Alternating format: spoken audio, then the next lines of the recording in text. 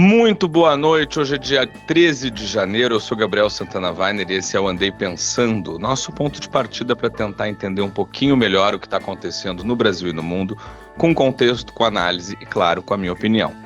Hoje a gente vai falar sobre o caso do Banco Master, que continua se desdobrando e expondo uma relação cada vez mais turva entre dinheiro, poder e influência. Vai falar também sobre o Tesouro Nacional e a dívida pública e ainda sobre o Irã, um país que volta ao centro do noticiário internacional e nos obriga a pensar mais uma vez sobre autoritarismo, conflito e o limite entre soberania e violência.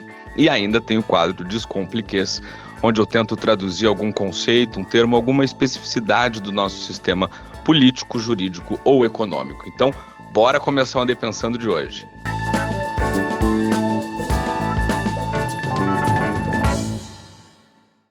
O caso do Banco Master ganhou um nível de gravidade que torna todo o resto quase irrelevante, então não tem como a gente começar por outro assunto que não seja esse.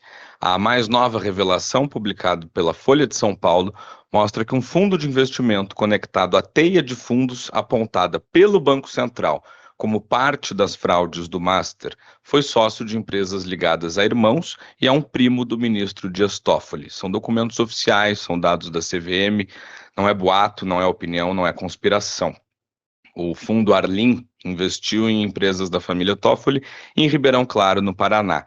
Esse mesmo fundo era cotista de outro fundo, que era cotista de outro fundo, que era cotista de outro fundo, até chegar a fundos apontados pelo Banco Central como parte da engrenagem de fraudes do Banco Master de Daniel Vorcaro.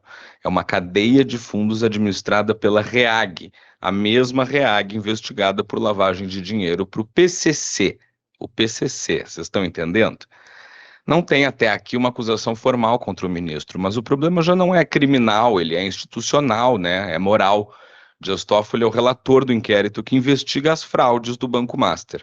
Foi ele quem trouxe o caso para o Supremo, foi ele quem impôs sigilo quase absoluto no processo, foi ele quem viajou num jatinho para o Peru ao lado de um dos advogados do Banco Master, foi ele quem passou a questionar a atuação do Banco Central que liquidou o Master como se fosse um advogado de defesa do banco. Em qualquer país minimamente sério, isso se chama conflito de interesses. E conflito de interesses não se discute, se afasta. Mas aqui não. Aqui a gente naturaliza, né? Aqui a gente finge que não é com a gente. Enquanto isso, o Banco Central e o TCU tentam fazer um acordo de bastidores para fiscalizar a liquidação sem criar uma brecha jurídica para a defesa. Uma operação delicada, quase um campo minado. E o FGC, que é o Fundo Garantidor de Crédito, se prepara para pagar até 41 bilhões de reais a 1,6 milhão de credores. Dinheiro que não cai do céu, dinheiro que sai do sistema e que, no fim das contas, né, sai do nosso bolso, sai do bolso de todo mundo. O caso Master já não é só um escândalo bancário, ele é um teste de decência institucional. E a cada dia que passa, a sensação é de que o fundo do poço ainda não apareceu. E falando em fundo do poço, o Tesouro Nacional divulgou um relatório de projeções fiscais do Tesouro, onde admite que a dívida bruta do país vai piorar e piorar mais do que se imaginava. A projeção agora é de que ela passe de 83% do PIB ainda este ano e siga subindo, podendo chegar a algo entre 88% e 95% do PIB na próxima década, a depender do cenário. Isso não é um mero detalhe técnico, é um sinal de alerta. Um dos principais motores dessa piora é a decisão de tirar os precatórios da meta fiscal. O Tesouro projeta que esses gastos fora da meta cheguem a quase 100 bilhões de reais em 2028, quase 100 bilhões de reais, e que eles só comecem a cair de verdade muito mais adiante.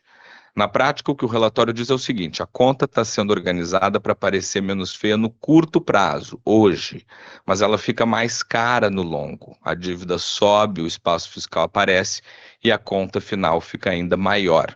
O próprio Tesouro admite que, mesmo com novas receitas, a dívida continua crescendo.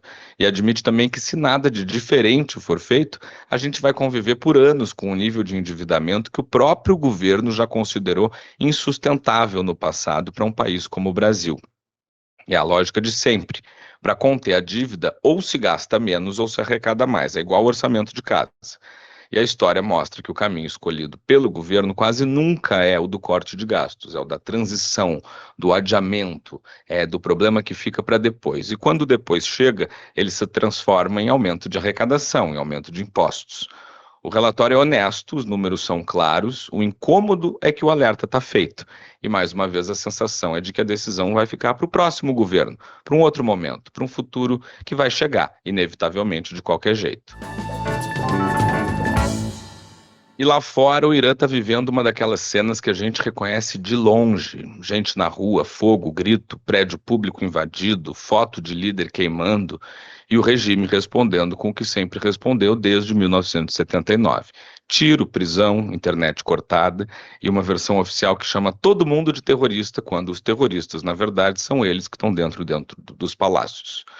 Só que dessa vez tem um ar diferente. Não é só mais um surto de revolta que vai ser esmagado e esquecido. Os protestos se espalharam pelo país todo, nas 31 províncias, e a briga já passou da economia para uma coisa mais aguda, mais existencial, que é a mudança de regime. Um regime que já estava vulnerável pela crise econômica, pelo desgaste depois da guerra curta com Israel e pela incerteza em torno do próprio Khamenei aos 86 anos sem um sucessor claro. E também com aliados regionais enfraquecidos, né, do Hezbollah ao Hamas. Não é uma derrota militar, mas é um encurtamento do fôlego, e é importante a gente lembrar que o Irã é o principal patrocinador do terrorismo no mundo. Quando um regime envelhece assim, ele começa a perder uma coisa que é mais valiosa do que tanque de guerra. Ele começa a perder o medo como moeda. Tem dado novo também, quase metade do país, 47%, nasceu depois da Revolução Islâmica e tem menos de 30 anos. Essa gente tem saudade do que não viveu e não tem paciência para um sistema fanático, religioso e medieval, onde mulheres podem levar chibatadas por saírem com o cabelo à mostra. O preço disso é o mais cruel. Hoje, uma autoridade iraniana disse a Reuters que cerca de 2.000 pessoas morreram nessas 2 semanas de protestos. Outras contagens falam em centenas e organizações de direitos humanos dizem que pode ser muito mais. Como a internet no país foi cortada, a verdade vira uma sombra, né? E os corpos viram uma estatística. E como se não bastasse, já tem relatos de que o regime se prepara para fazer a primeira execução pública de um manifestante, um jovem de 26 anos, numa velocidade que tem mais a ver com recado do que com justiça, né? E aí entra o outro incêndio. Donald Trump está tratando a crise iraniana como uma oportunidade de mostrar punho de ferro e anunciou que qualquer país que fizer negócio com o Irã vai sofrer uma tarifa de 25% em todo o comércio com os Estados Unidos. É um jeito de internacionalizar o conflito e transformar protesto em sanção, o que é mais legítimo do que levar os Estados Unidos para mais uma guerra armada. E o Brasil, para variar, não assiste a isso de fora, apesar de não se manifestar sobre o que acontece lá no Irã. No ano passado, a gente teve um superávit de quase 3 bilhões de dólares com o país, exportando principalmente milho e soja. No mundo que já está cheio de tarifa, o Irã está virando então mais um gatilho para sobrar faísca em quem nem está na foto principal. E é aqui que a coisa fica realmente incômoda, porque existe um Irã das ruas com gente apanhando, com gente morrendo, sumindo, tentando respirar dentro de um regime que chama liberdade de crime.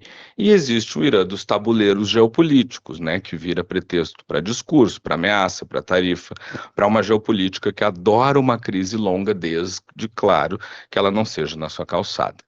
No fim, é um país inteiro preso entre dois tipos de violência: a do regime, que pune a própria população há quase 50 anos, e a do mundo, que diz que vai ajudar enquanto testa a ferramenta e aumenta a pressão até a coisa estourar de um jeito que ninguém consegue controlar. E quando a história chega nesse ponto, a gente começa a suspeitar que o pior do Irã, mais uma vez, talvez não seja o que está acontecendo agora, e sim o que ainda pode vir a acontecer.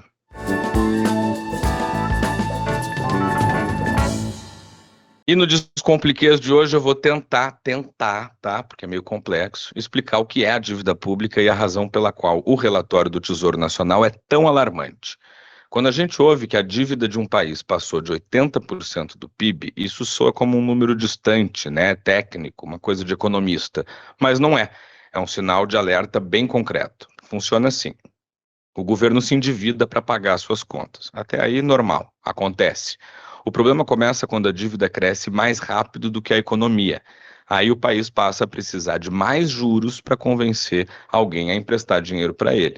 Juros mais altos puxam a dívida para cima e a dívida maior exige mais juro. É um ciclo que não tem fim. No caso do Brasil, isso fica ainda pior por um detalhe que não é nada pequeno, pelo contrário, né? A gente já tem um juro real alto, um dos mais altos do mundo. Então, quando a dívida passa de um certo tamanho, como esse patamar dos 80%, o mercado começa a desconfiar da capacidade de a gente conseguir pagar essa dívida no futuro. Não é uma questão moral, ela é matemática, né? A partir daí, o governo fica, então, com menos espaço para investir, menos espaço para crescer, para fazer política pública.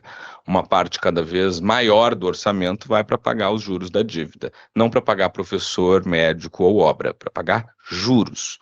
Por isso, quando o Tesouro diz que a dívida vai ficar alta por anos, o recado é muito simples, né?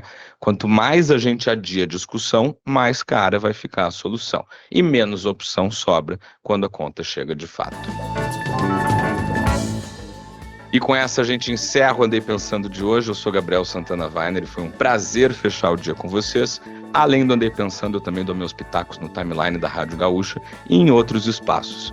Me segue lá no Instagram, @GabrielSWeiner, que na minha bio você descobre onde mais me encontrar. Uma boa noite para você e até amanhã.